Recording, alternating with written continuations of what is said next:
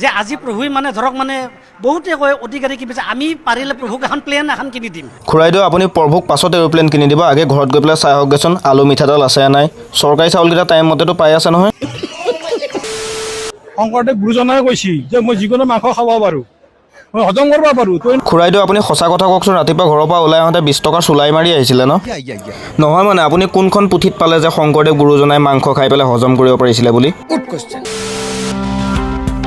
কলিযুগত ভগৱানৰ দশম অৱতাৰ কল্কি অহা আগতে এজন ভগৱান অসমত আহি পৰিছে, সেইজন হৈছে এইজন।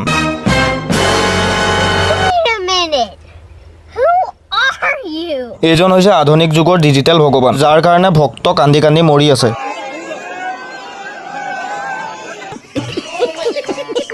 আৰু আজি আমি এওঁৰে কিছুমান ভক্তৰ ওপৰতে কথা পাতিম, যাক নেকি ভক্ত কম দালাল বুলিহে বেছি ক'ব পাৰি।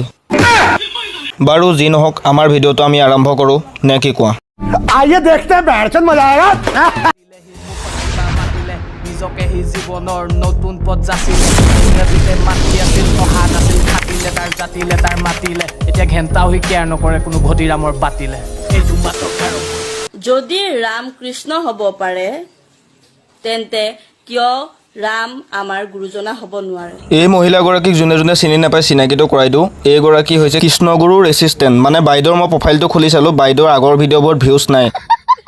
তো যেতিয়াৰ পৰা বাইদেৱে সেই কৃষ্ণগুৰুৰ নাম লৈ লৈ ভিডিঅ' বনাব ল'লে, অসমৰ ৰাইজৰ গালি খাব ল'লে, তেতিয়াৰ পৰা বাইদেউৰ ভিডিঅ'ত ভিউজ অহা হ'ল। সেইকাৰণে বাইদেৱে এইটো টপিকেই বাছি ল'লে, মানুহৰ গালি খালেও খাওঁ কিন্তু ভিউজটোতো পাই আছোঁ। বাৰু বাইদেউগৰাকী কথাকেইটাকে শুনো আহকচোন। যদি ৰাম কৃষ্ণ হ'ব পাৰে তেন্তে কিয় ৰাম আমাৰ গুৰুজনা হ'ব নোৱাৰে? বাইদেউ আপোনাৰ যেনেকৈ ওপৰ পাৰি আধা দাঁত নাই, ঠিক তেনেকৈ আপোনাৰ চাগে মাথাত মালো নাই। কিয়নো মাথাত মাল থকা মানুহে কোনোদিনা পাতি লোৱা ভগৱান এজনৰ লগত এজন সঁচা ভগৱানৰ তুলনা নকৰে।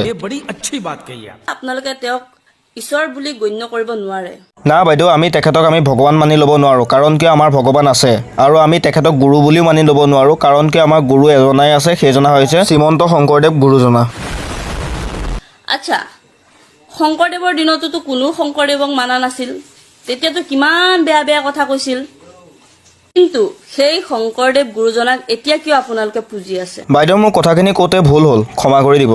सॉरी মানে ভুল আপোনাক গালি পৰা লৈ পেলাই হোৱা নাই, ভুল এইটো হ'ল যে আপোনাৰ মাথাত আধা মাল নাই বুলি কওঁতে। একচুৱেলি সঁচা কথা ক'ব গ'লে আপোনাৰ মাথাত পূৰাই মাল নাই, কিয়নো আপুনি এই পাতি লোৱা গুৰু এজনৰ লগত আমাৰ শংকৰদেৱ গুৰুজনাৰ তুলনা কৰিছে। কওকচোন বাৰু, শংকৰদেৱ গুৰুজনাই ইমানখিনি পুথি গ্ৰন্থ ৰচনা কৰিছিলে, আপোনাৰ এই গুৰুজনাইনো এনেকুৱা কি ৰচনা কৰিছিলে কওকচোন?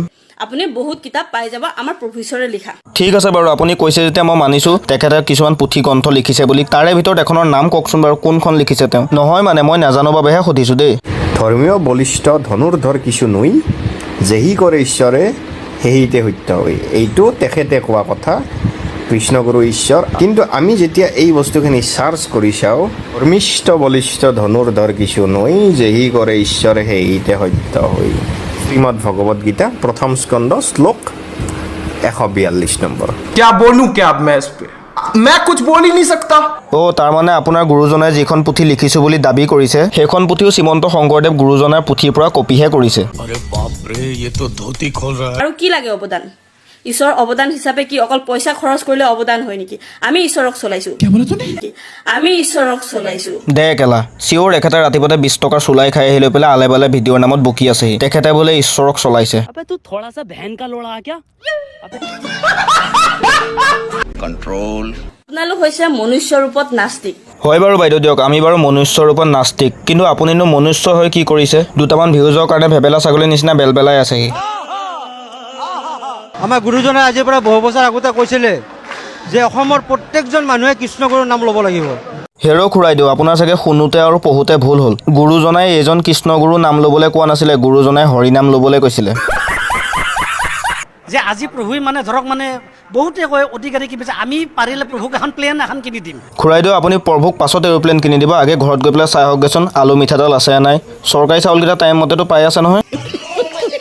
নহয় মানে কেলা, চৰকাৰী চাউলকেইটা টাইম মতে নিদিলে ৰাস্তাত ওলাই পেলাই প্ৰচেছন কৰা আন্দোলন কৰা মানুহকেইটাই এতিয়া প্ৰভুক হেলিকপ্টাৰ কিনি দিব পৰা হ'ল। আমি পাৰিলে প্ৰভুক এখন প্লেন এখন কিনি দিম। হেলিকপ্টাৰ নহয়, পাৰে যদি এখন ৰকেট কিনি দিয়ক, যাতে মংগল গ্ৰহত গৈ পেলাই তেওঁ কৃষ্ণগুৰুৰ নাম উজ্জ্বল কৰিব পাৰে, তেতিয়া সেই এলিয়েনকেইটাও কৈ থাকিব কৃষ্ণগুৰু কৃষ্ণগুৰু।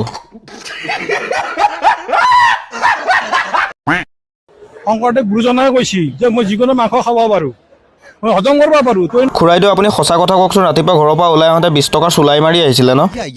নহয় মানে আপুনি কোনখন পুথিত পালে যে শংকৰদেৱ গুৰুজনাই মাংস খাই পেলাই হজম কৰিব পাৰিছিলে বুলি? হেৰৌ খুৰাইদেউ আপোনাৰ বয়সটোলৈ চাই পেলাই একো বেয়াকৈ কোৱা নাই, নহ'বা আপুনি যিটো মন্তব্য দিলে নহয় মুখৰ পৰা বেয়া শব্দহে ওলাল হয়। আপোনাৰ বয়স হৈছে, ভগৱানৰ ওচৰলৈ যাবলৈ সময় হৈছে, কথাবোৰ কওঁতে অকণমান ভাবি চিন্তি ক'ব, নহ'বা এই যে সন্ধিয়া হ'লে তিনিআলিৰ মূৰত গৰম তেলত দোকানীবোৰে পকৰি ভাজে, ঠিক তেনেকৈ আপোনাক ভগৱানেও ভাজিব গৰম তেলত। আৰু হয়ো দে কেলা, ময়ো কৈ আছোনো কাক, অসমীয়াত এষাৰ কথা আছে নহয় বোলে, গৰু আগত টোকাৰি বোৱা, মূৰ্খ আগত কথা কোৱা, দুইটাই একেই। আৰু গুৰুৱে যদি এনেকুৱা হয় শিষ্য কেনেকুৱা হ'ব সেইটোতো সকলোৱে জানেই। বাদ বাকী যি নহওক, আজিলৈ ভিডিঅ'টো ইমানেই আছিলে। যদি ভিডিঅ'টো চাই ভাল লাগে like, comment, share and subscribe কৰি দিবা। পাৰা যদি যিমান পাৰা ভিডিঅ'টো শ্বেয়াৰ কৰা প্লিজ।